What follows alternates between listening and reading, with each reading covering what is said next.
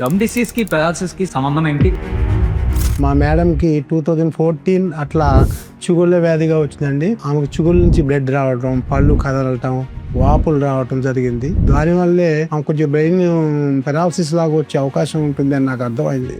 అసలు అంత దూరం నుంచి పేషెంట్ నా దగ్గరికి ఎందుకు రావాలి?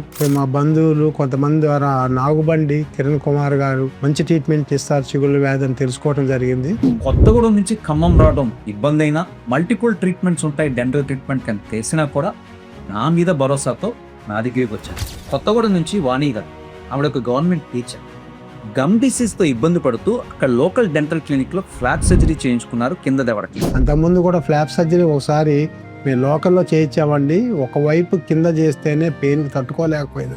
అప్పుడు కలిగిన పెయిన్కి ఆమె ఇంకోసారి డెంటల్ చైర్ ఎక్కాలంటేనే భయపడే స్టేజ్కి వెళ్ళిపోయారు. తనకి ఏమాత్రం పెయిన్ లేకుండా ఫ్లాప్ సర్జరీ కంప్లీట్ చేసి అసలు డాక్టర్ గారు అయితే వితౌట్ పెయిన్ నాకు ఏ మాత్రం కూడా తెలియదండి ఫ్లాప్ సర్జరీ చేశారు. నేనైతే చాలా హ్యాపీగా ఉన్నాను ఇప్పుడైతే. తనకు కావాల్సిన సూటబుల్ ఇంప్లాంట్స్ అండ్ క్యాప్స్ వేయడం జరిగింది. నేను ఇప్పటికి కూడా అనుకుంటాను మేము మంచి డాక్టర్ని చూజ్ చేసుకున్నామని. మా మేడం గారు చాలా హ్యాపీగా ఉంటుందంటే సారీ యొక్క మంచి ట్రీట్మెంట్ అని నేను భావిస్తూ sorry next the God to our family. Thank you sir. Skill, advanced tools and commitment towards my patient happiness in the success behind this testimonial.